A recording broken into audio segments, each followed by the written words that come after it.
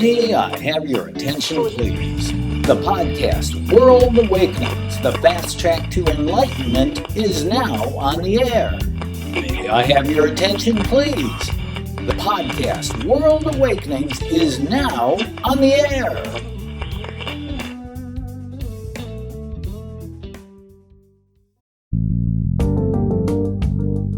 This is World Awakenings, the fast track to enlightenment with your host, Carl Gruber.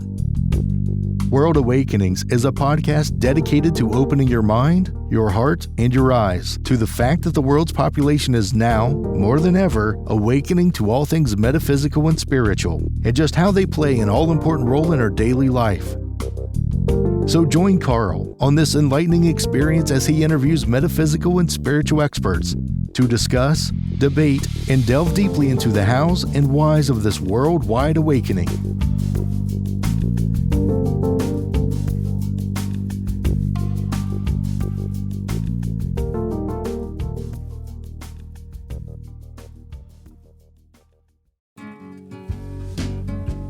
We welcome you to the World Awakenings podcast.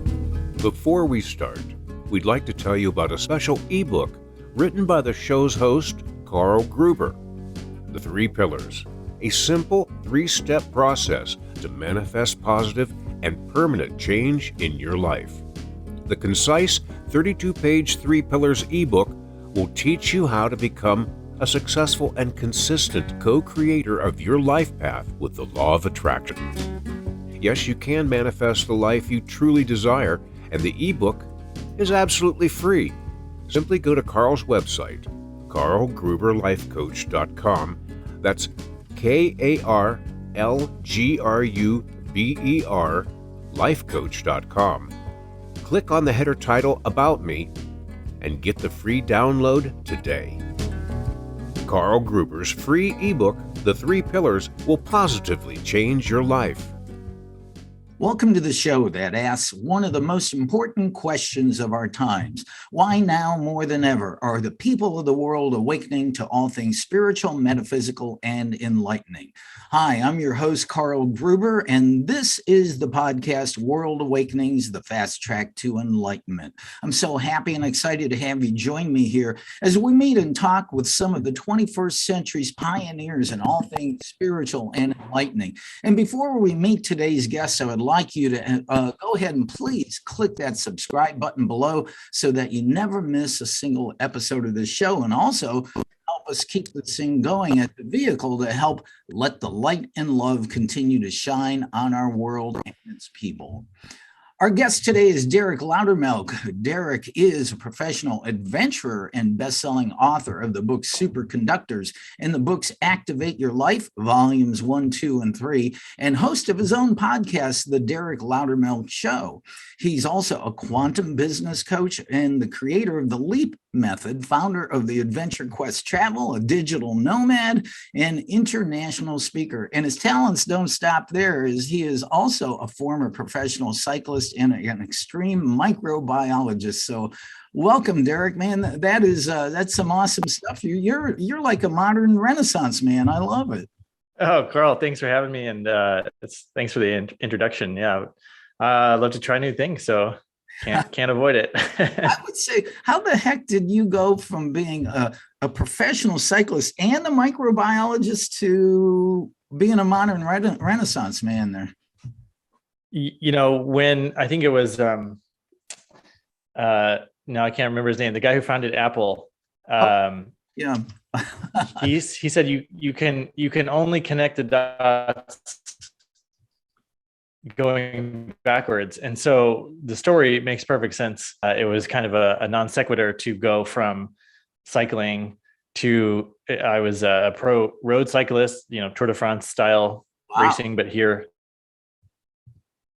And then I was interested in the beginnings of, and so I was studying virus of Yellowstone National Park. Mm-hmm. How's our connection? Is it good? It's you're breaking up a little bit, but I think we're good so far.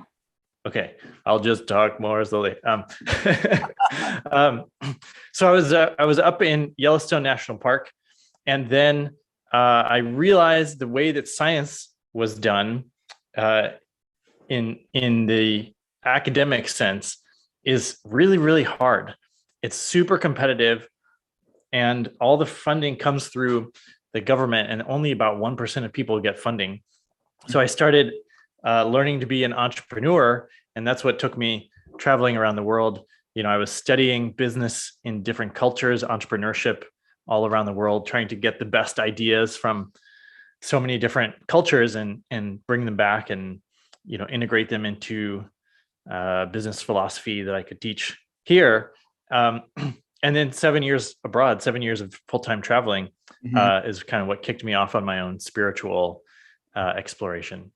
So wow, that's pretty amazing. So what I'm curious, and I'm sure my audience is, what were you like as a youngster? Were you always inquisitive and super energetic? I mean, did you have a normal childhood, or what brought you to where you are?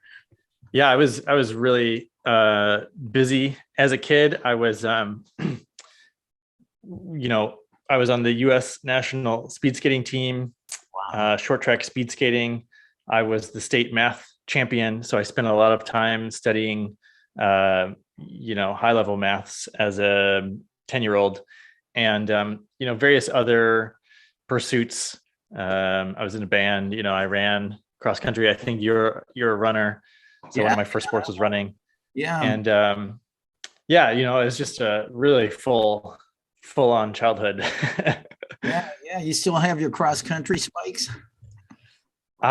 Actually, I just donated my spikes. I was like, I don't think I'm going to use these again. So, I donated them. But it's funny how well my parents keep a lot of stuff in their basement, and I sort of picked up that habit too. But in trying to have less influence of my past self on my current self, I'm just getting rid of stuff, even if there's a strong emotional tie. And it's kind of hard for me, but giving away the cross country spikes was kind of a big thing.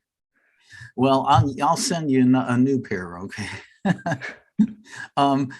So that's really interesting. I always love to find out where my guests are coming from childhood on, because as you know, much of what we create in our life is formed by the time we're 7 years old with our paradigm and everything. But I find this interesting. I went to your website, DerekLoudermilk.com, and on this page, you sum it up in your own words. This is quite amazing. In 2014, alone and retching on the floor with food poisoning in a hut in the jungles of Bali, I thought it might be the end. In a single year, I lost my house to a freak flood, suffered a traumatic brain injury, got divorced, and dropped out of my PhD program. All the scripts running my life had dissolved. I had become a man with no identity. But at that moment, I realized my future was full of infinite possibility. Oh man, you got to give us a little background on that scenario. Wow. Man, they say sometimes things come in threes, and I don't know how many kind of ego death, life-changing experiences all happened at once. But, I remember that feeling of like, nobody knows really where I am. Nobody's going to come help me. Mm-hmm. I hadn't moved in, 2 days, essentially, like pretty bad food poisoning or some sort of toxic reaction. Mm-hmm. And, so there's this awareness that like, this is as bad as it could probably get for me. And there was an undercurrent of, just excitement and eyes wide open about where I could go next. Because I didn't have an academic career, I didn't have a marriage, I didn't have anything really to say that I had to do any one thing or another. And there's a tremendous sense of freedom in that. Yeah, well, so at the end of that statement, you say, I realized my future is full of infinite possibility. So at that time, I mean, you're obviously at the bottom. What was the next step from then? I mean, it doesn't magically change overnight, but you made a conscious decision to move to a higher level of life, right? It was probably several months of not really having a strong identity, it didn't, you know how sometimes they say when there's a vacuum, something will rush in to replace it. And I don't recall it being such a rush. But as one of the elements of my identity is being an experimenter. And so I, when people talk about hustling or grinding or doing the reps, I'm doing as many different experiments as I can, whether that's spiritual experiments or, starting a business in a weekend to see what could happen, or in different ways of relating, in conversation, trying new techniques. So I'm sort of optimizing for new experiences, and then I can choose if I want to take on that identity in a sense. So I started building, piecing together, in a way, a new identity, but it's kind of like I can pick these different archetypes if I want to show up. Like, let's say I have this Paul Bunyan Lorax keeper of the forest environmentalist archetype. I'll put that on for myself when I feel like I need to connect with, my purpose being here on Earth. But I'm also a dad. So there's a good dad archetype that I will put on when I feel like I, need to be playful and responsible, and also listening, but also keeping everyone in line, so there's these different identities I've built for myself, I think, since then. Well, I think what I have to say is I admire your passion for so many different subjects, and it is so hard to do that. That's why I call you a Renaissance man. I'm kind of that way myself in many aspects, but I am curious. So we mentioned that low time you were going through in Bali, and really tough. And I've asked this of other guests. Do you feel that somebody really has to go through a dark time, a traumatic time, in order to awaken to the possibilities of life and spiritual aspects and enlightenment? Does it have to be that way? No, I think I've had just as much growth from the peak experiences, the high joy or high success or some amazing achievement as I had from the low ones. I will say that the low ones, to me, seem to coincide when I observe in other people are not listening to what the universe is telling them very well. So the reason I got a divorce at that time was because I got married when I really didn't want to. And so it was because I was ignoring my own gut that I ended up in that situation to begin with. And so I think a lot of times getting some dramatic crash of an experience is sort of the universe's last knock at your door when you're ignoring the quieter knocks. So if you can hone your listening better, more silence and more getting in tune with your own body and these things, I think you can probably avoid some of the bigger crashes. But so many people have, these amazing stories of I was down and then I came back up and I'm better for it, for sure. Oh, and Derek has his own podcast, the Derek Loudermilk Show. The podcaster is being interviewed on a podcast, but I've had guests and talked to them. They've had the classic, and I know you know this stuff very well, NDEs, near-death experiences, and it's interesting that most of them have, they go into the different dimension of their spirit rises, and they find out the unity of all that is, and the holographic nature of the universe, and then they decide to come back, and that's when life changes. Now for me, I'll actually, when I'm meditating or just, sitting, and I'll say, universe, I don't want to have to go through a catastrophe in my life.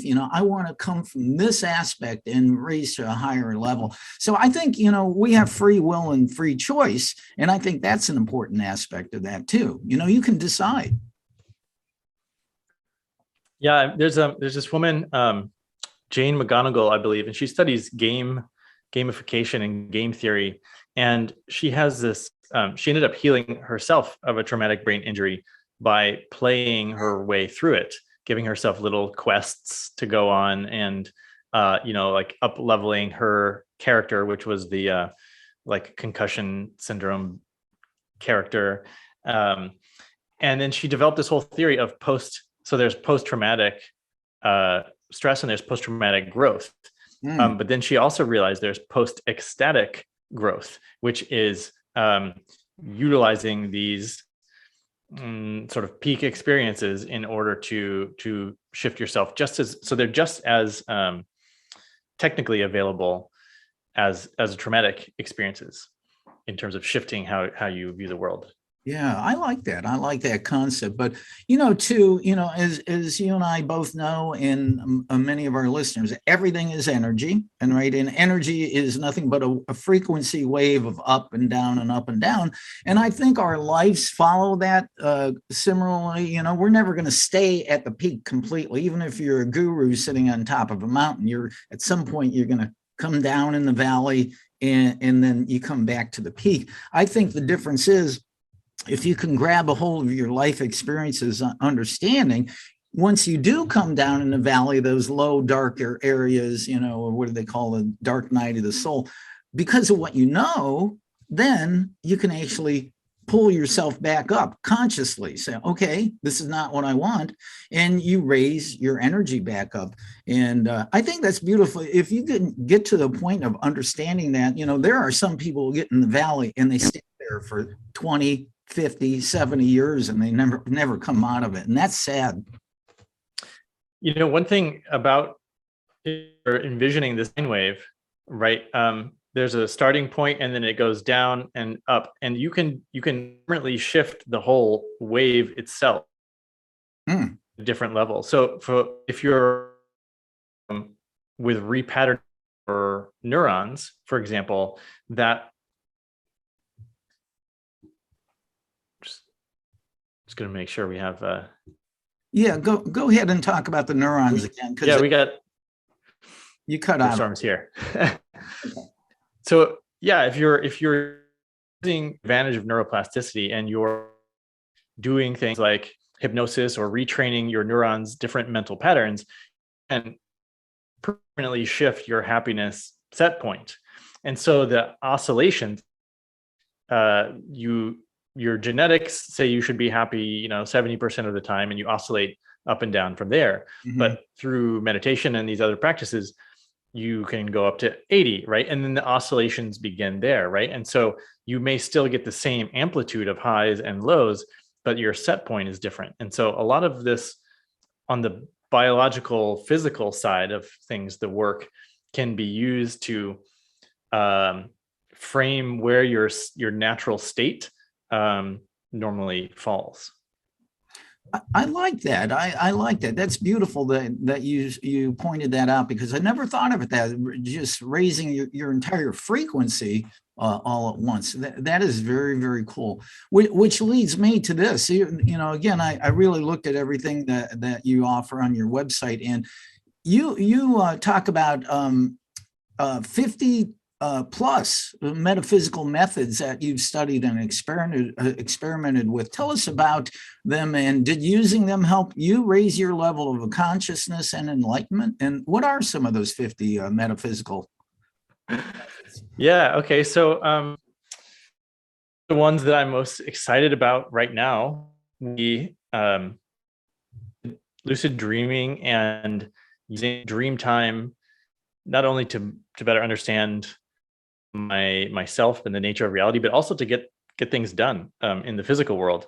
So I use it a lot for business, searching for inspiration or creativity, or finding customers, finding collaborators. I work in dream time, which adds also eight hours to my productive schedule. So I'm able to achieve a lot more. So that's kind of a fun one for me.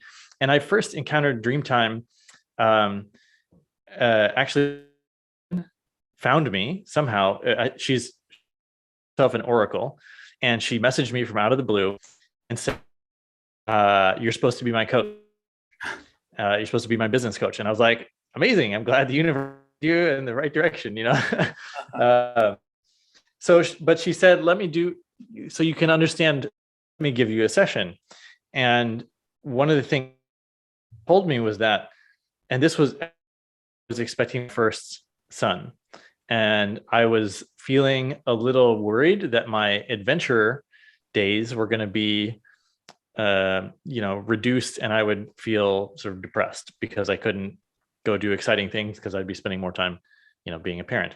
And so she said, what you can do is you can have even greater adventures once you master dreaming.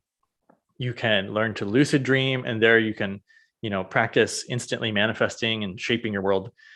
And you can, it can be just as real and exciting for you as a climbing a mountain can be. So that's when I started learning more about the different aspects of Dreamtime, and really dedicating some practice to, each night setting up dreaming and then recording dreaming in my dream journal in the morning, and spending some time really engaging with that whole aspect. So there's one example. Before I tell you some more, maybe I'll give you a moment to respond. Yeah, that was that's interesting, because one of my past guests about a year ago was a woman named Bambi Corso, who she's a dream master, and has a book out called Dream Tracking, and that's interesting that you do that too. She keeps a journal next to her bed, and she will when she wakes, if she has a dream, she wakes up and writes it down, because most of us do forget it. Yeah, that's pretty interesting. So what exactly how would you define lucid dreaming? What is it? Lucid dreaming is when, and there's kind of a few levels, it's when you become aware that you are dreaming. And this is kind of a process of being present, and it helps with waking life presence as well, living in the now moment.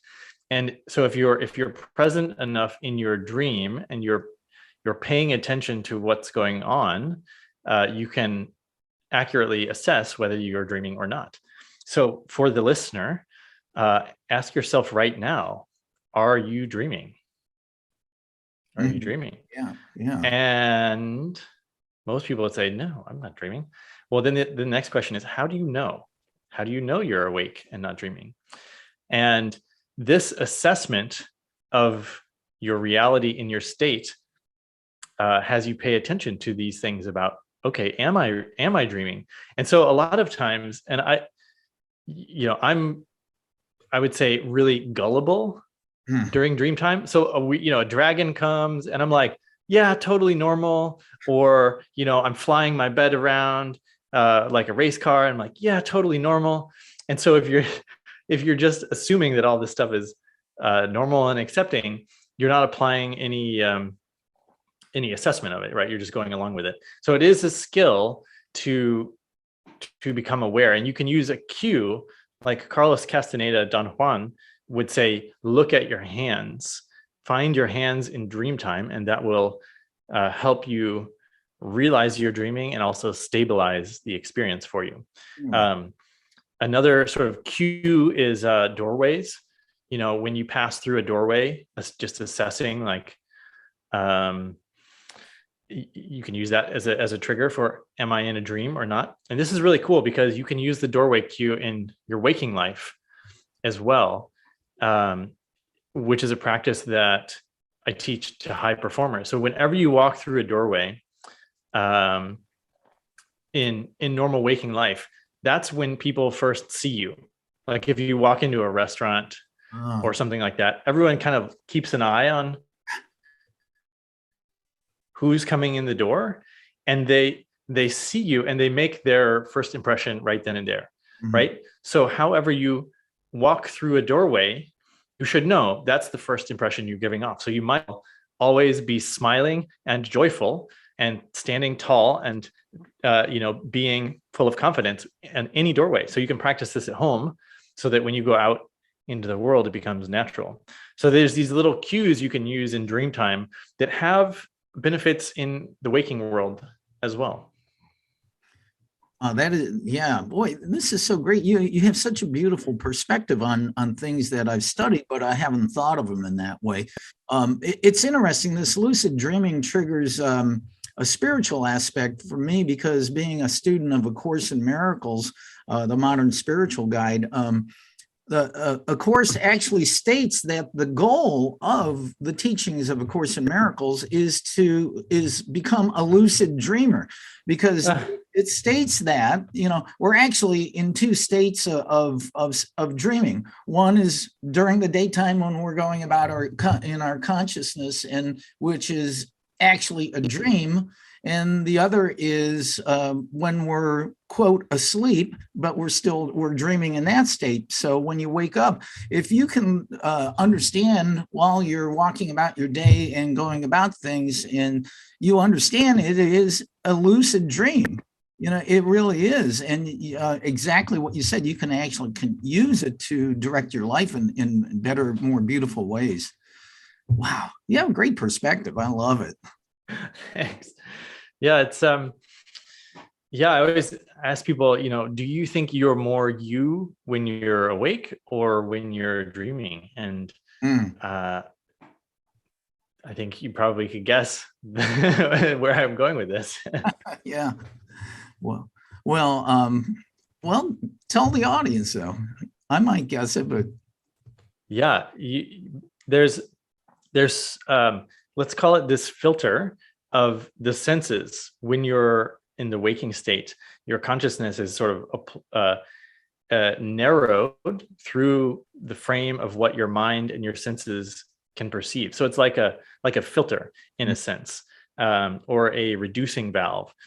So consciousness being so expansive, and then in order to accurately get the experience of being alive in a body, it has to be fit into these bands of, your eyes can see certain wavelengths, and your touch and all these, your hearing and everything. So it reduces the noise of the experience, so you can have experience of being alive. But when you're dreaming, that reducing valve goes away, so it's not bound the same way as it is when you're awake. Wow. Yeah. Thank you. Thank you for that. Yeah. Gosh, we could talk on that forever, but I want to focus a little bit more on what you do now as a coach, a motivator. How did you end up focusing on helping entrepreneurs and individuals to be successful? This is one of those things where if you do enough experiments and then you go with what is working, then you make your life really easy. And I'm all about, whether, business can be really easy. It can just flow naturally. And sometimes business can be a grind, or, you hustle yourself into burnout. A lot of people experience that because they're trying to do it the hard way, or they're going against their own nature, or they're trying to find a market that's not there, any number of things. Or doing what they think they should, rather than listening to themselves, what's actually feeling good. And so, one of the first things I was doing was when I started my podcast, and for anyone listening, I thought I was late to the game. I thought, oh my gosh, all the good podcasts have been created. And this was nine years ago, I think, when I started podcasting. And so, people are still getting into podcasting today. I think, oh, I'm late to the game. But I was, I started my podcast, and everyone else was like, how do I do it? And I said, well, let me just teach you. So I started having these fun sort of podcast boot camps, and I would host them in my villa. And we would launch a show in a month. And so we would have these meetings, and they'd get their cover art designed, and we do practice interviews and work through all the tech in person. And it was really fun. And that was because so many people were asking me. And so it was like the universe, keeps saying like, maybe you should teach people this. And I was like, okay, fine, I'll make it a business. And that lasted, I don't know, almost a year on and off. But it was good practice, understanding what people needed and then giving them the thing that they needed most. I think that you and I are alike in that we are tuned in at this point in our life to the universe. I finally started listening. So you get that little nudge. It may not even be in words. You should do this, if you're tuned in enough, you understand. It's kind of like why I started a podcast. This podcast, I used to work in radio at a public radio station, and I produced a 1 hour special with people like you. I had 3 guests on that one, and the program director decided not to air it, and I just ended up running, and I just got that little nudge. Well, why don't you go do a podcast with it? And here I am, 62 episodes later, and the same thing too. I have a well, you're a big Lynn McTaggart fan like I am, and she has this book, Power of 8, on healing groups of 8 or more people focusing healing intentions. Well, almost a year ago, I started a Power of 8 Facebook page, and it was the same thing. It just like, you know what? I just need to do this. I feel I need to do this. And now I have 330 members of this private Facebook page around the world. We're doing a healing for an old guy in St. Petersburg, Russia this Thursday. And so I have members all over the world. So yeah, once you get tuned into your life's purpose, listen to those little nudges. It may, like I said, not even be a word. You're like that. Thanks for sharing. That's really. Do you ever get more than 8 people? I mean, I know the deal is.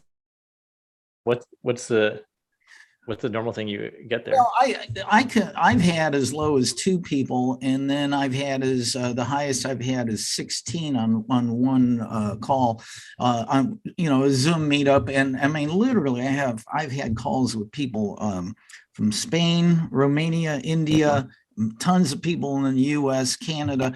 And I've had people ask me, I said, well, isn't 8 the sweet spot? And if everything is energy and we can have more and more people come together, there's a lot more energy, focus, and power. Lynn McTaggart herself has had thousands of people on virtual calls for healing. She heals war-torn areas, crime-ridden areas, and everything. So yeah, the more the merrier. So if I could get all 330 members to come on, that'd be fun on Zoom. You take it. What's that? You would take it. Yeah. But, and again, it's all about following a passion. But again, I'm focusing on Derek Loudermilk. What do you, as a coach, bring to the table for your clients that maybe other coaches don't? Well, since we're on the topic of this Power of 8, I saw there's the opportunity to apply that same to business and or many other areas, but since I work with a lot of entrepreneurs, using the Power of 8 type of group, but for, let's say, somebody wanted to do a successful book launch, or they want to get on TV because they are building their personal brand, and they have this clear nudge that they should be doing a thing, and this them on their path. Mm-hmm.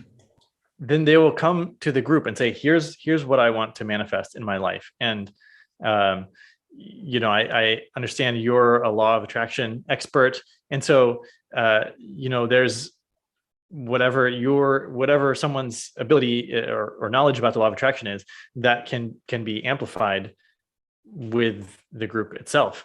And we essentially had 100% success rate. There's a few reasons why I think it works so well. Partly is because in selecting what you want to manifest, everyone has to be really excited about it, or it's not going to get chosen. So if it's like, yeah, I want to have a month where I make $100,000.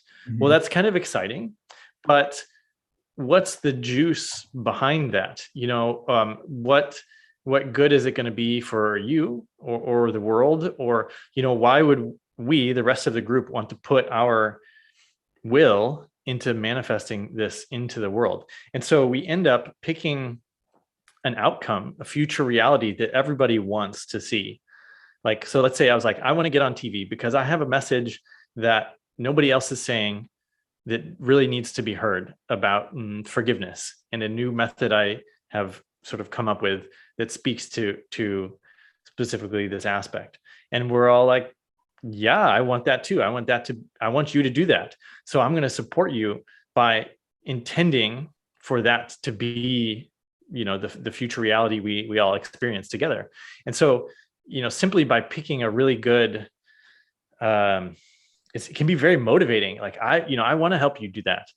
And then when the power of group all comes together, it's so phenomenal. And I know you've probably experienced the same thing, but when you start, it feels like everyone's there. It's like leaping off a cliff into a river of consciousness. And then you're all there together. Mm-hmm. And it is so remarkable.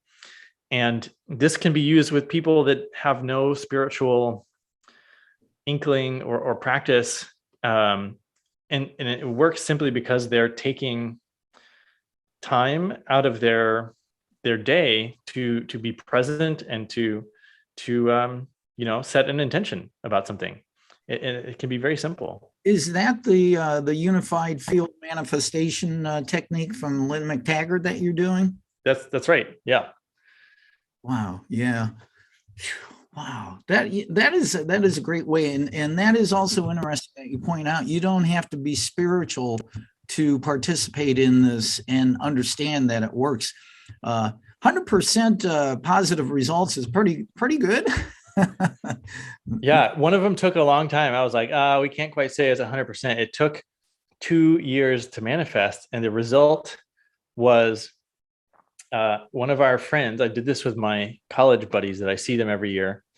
And we intended for our friend to have his wife, who is an Afghan citizen, to be brought to the US and given a residency permit.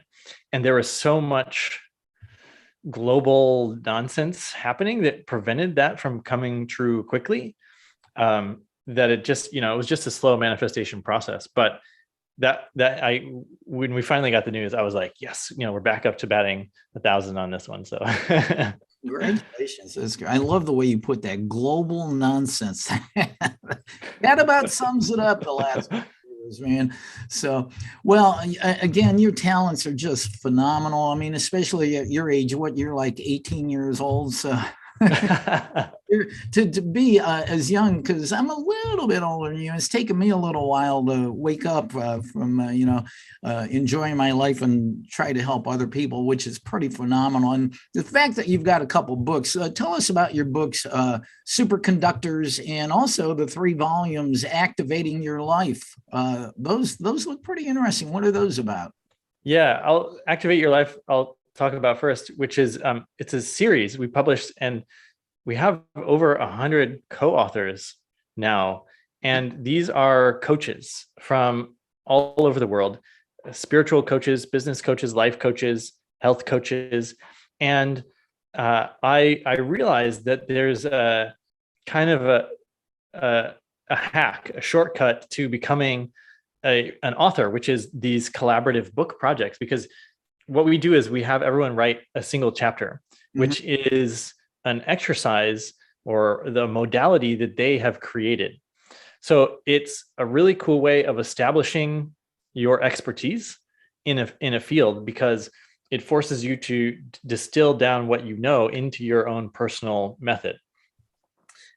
Which, if you've got that far, that basically proves what you're talking about, and you've tested it out on your clients, and it's your best, one of your home run exercises that really changes people's lives. So these books are essentially a collection of life-changing exercises that you could go through on your own, or if you're a coach, you could learn the exercise and add it to your own coaching practice. And what ends up happening is a lot of our co-authors, they go on to write full-length books. It's kind of a stepping stone in a sense. It gives them the confidence that it's not actually very hard to be an author. You just have to, there's some steps, but it's totally doable. And that's the same thing that happened with me before I wrote Superconductors, which was my first full-length book. Mm-hmm. I was in one of these collaborative book projects, and I saw that it's actually fairly straightforward to become a published author. And then I was able to go and write Superconductors, which was essentially a distillation of, it's not a spiritual book. In a sense, it's more on the business side of things, mm-hmm. but it's a distillation of what are the skills that you can cultivate that will make you more valuable, that will make you essentially the only one in the world who can do what you do. And so these sort of stack on top of your existing skills.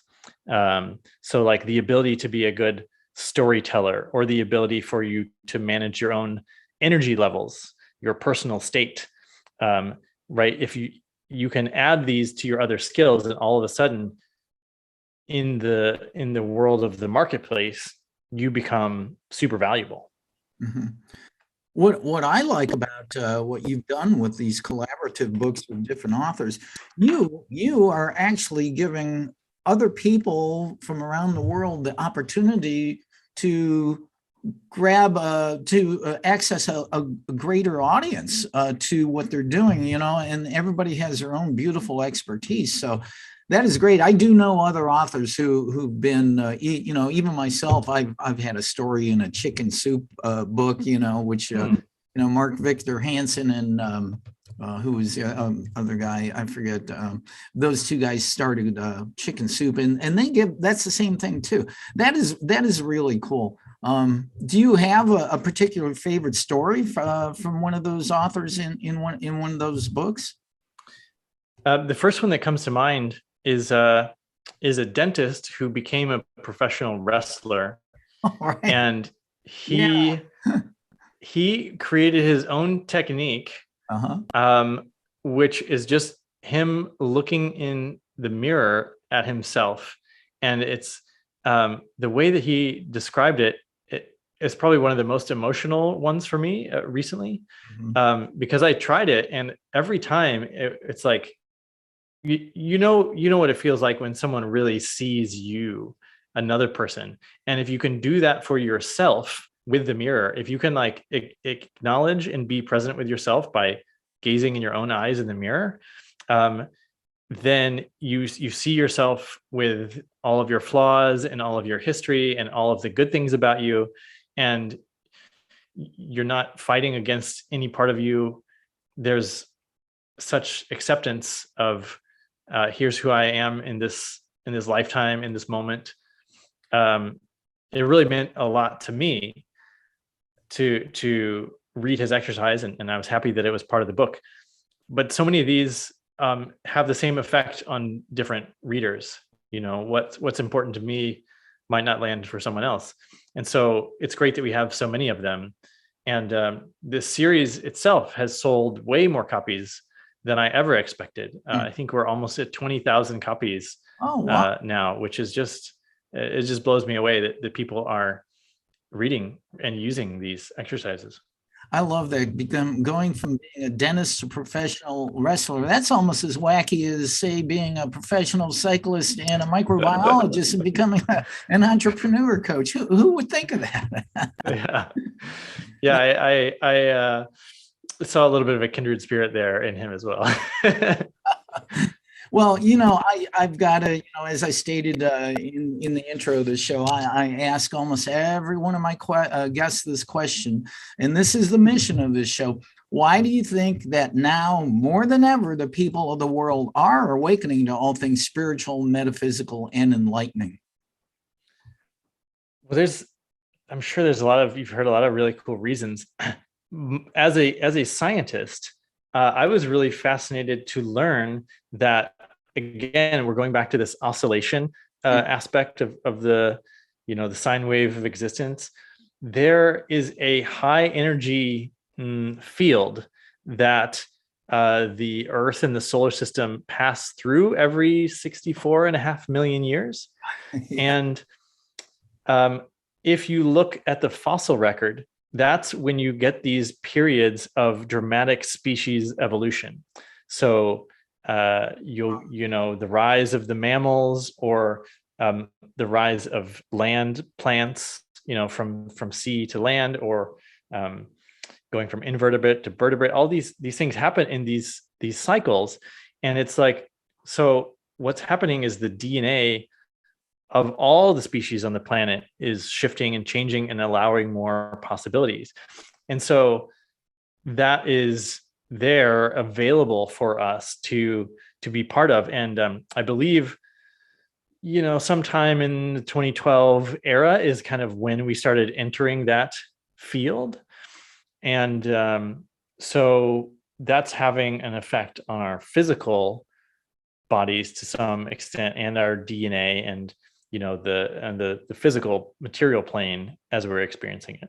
Well, it's interesting that you say that too, because I've interviewed channels with some of the ascended masters. I've had a number of them on the show, and some of the teachers, and they say that when the Mayan calendar ended on December 31st, 2012, that humanity shifted and started to move into the 5D realm, and shifting our base from carbon based existence to crystalline. So, and perhaps that is the answer to my question here.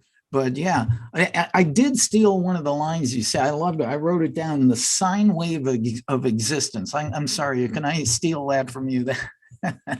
That's a great way. Yeah, absolutely. If we're talking about geometries, there's different types of cycles of experience, right? We were talking about dream time and like the day-night waking and the sine wave of that. But there's also, because we were talking about identity, and losing your identity, having an ego death, which is what I experienced, and then rebuilding an identity, you often come back to experience the same type of problems or same type of experiences, but from a new, higher level. Yeah. So there's also this spiral of evolution. So you've got your basic geometries of the wave form, but also the spiral form, which overlay and both happen at the same time. I love thinking about these very simple ways to break down the geometry of experience. Man, you just have such a great perspective on this. We are talking to Derek Loudermilk. He has a website, derekloudermilk.com, a true 21st century Renaissance man. And, you have this zest for life, and I do too. I mean, we come from our own perspective, but how can people, install a zest for living life to the maximum as you have found a passion for? I mean, it doesn't matter what culture or what country. We have millions there's 8 billion people, and billions of people come home from work and they sit down and they're angry and frustrated, and they go through the same day after day after day. I mean, there must be a way that you or myself or anybody can find that zest for life. Yeah, and we talked about by changing your pattern of your neurons. Mm-hmm. Sorry, I see I got a little internet unstable note. I'll start over again. Okay. So we talked a little bit about how you can shift your set point by using neuroplasticity and changing the patterns of your brain. And one thing I notice in a lot of high performers, they move quickly on to the next thing. Like they achieve something and they move on without stopping to integrate their successes into their identity, right? So you might be really successful and not even know it because you've moved on too quickly. You haven't given yourself time to celebrate. And there's also an aspect of people moving through their day from one thing to another so quickly. Their transitions happen, and it's just like boom, boom, boom. I finished one thing and I go to another.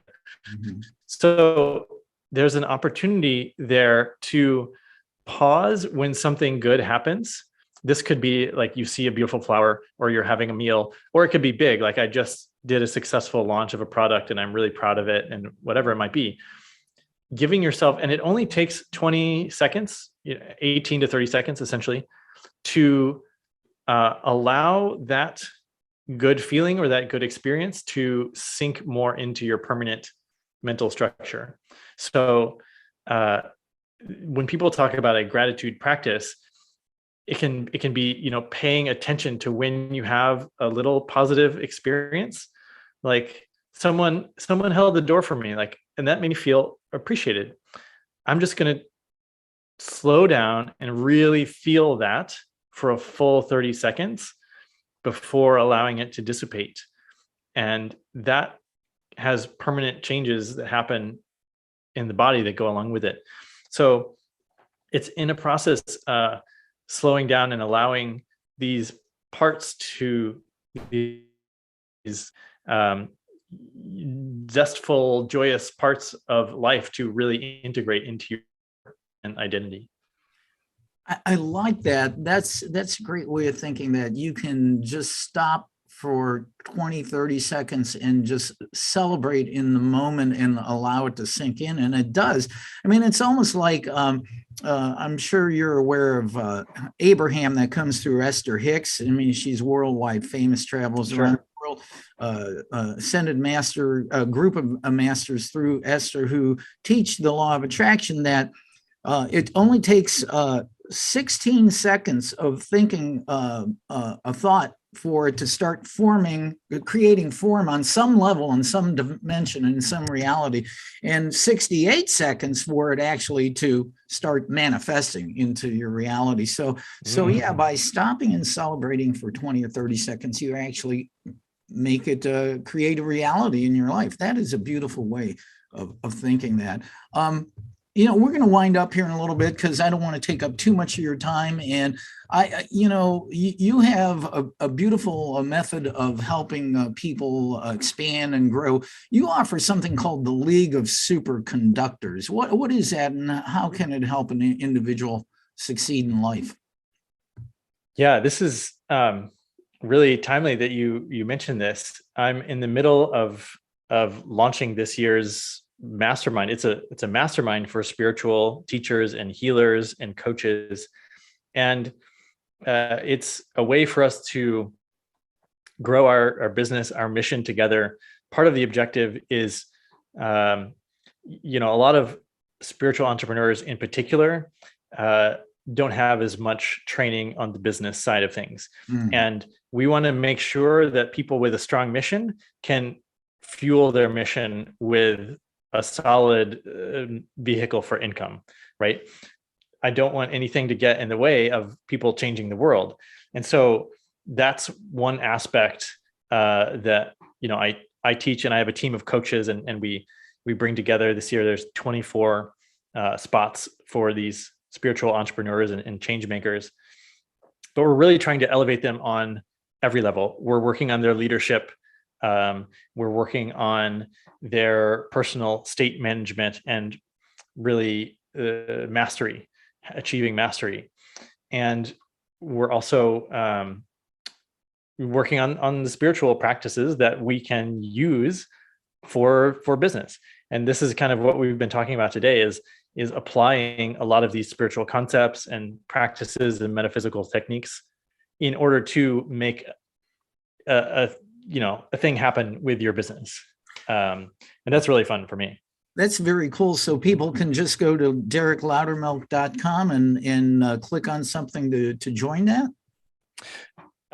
Yes, there's a process. We want to make sure that everyone's the right fit. So it'd be essentially scheduling a call with me and having a chat about what it is that a person is hoping to manifest in the world. What does their business look like? What is their organization, where they're headed? And if it's the right match, then and I'm sure there are several of your listeners that this could be really the thing they've been looking for. Yeah, boy, I sure hope they go to your website and connect with. That sounds fabulous, Derek. What you are doing is just phenomenal. As my other friends around the world, when we like to call ourselves light workers. I mean, it's kind of trite, but it is true. We're raising our game. We have to raise the game during this insanity and chaos of the world. And what you are doing is just phenomenal. I'm so grateful to have you on the show today. And all I know is when I grow up, I want to have a mustache like you. And Carl, I haven't reached puberty yet, so Yeah. Thank you. I just a couple of days ago I had a giant beard, and in the springtime I shave it off in the spring. So it's one of those seasonal, cyclical things. But Carl, thank you so much for having me. It's been a pleasure being here with you. Yeah, and again, anybody watching or listening, please check out DerekLoudermilk.com. You will not be unhappy about that. So thank you, Derek. All right. Namaste. Yeah, thank you. Namaste. This has been another episode of World Awakenings, the fast track to enlightenment with your host, Carl Gruber, a certified law of attraction life coach. We welcome you to tune in each and every episode of this podcast, World Awakenings, as we open your mind, your heart, and your eyes to the fact that all the world's population is now, more than ever, awakening to the truth of all things metaphysical and spiritual, and just how they play an all-important role in our moment-to-moment everyday life. Much love and light to you, my friend. Thank you for tuning in.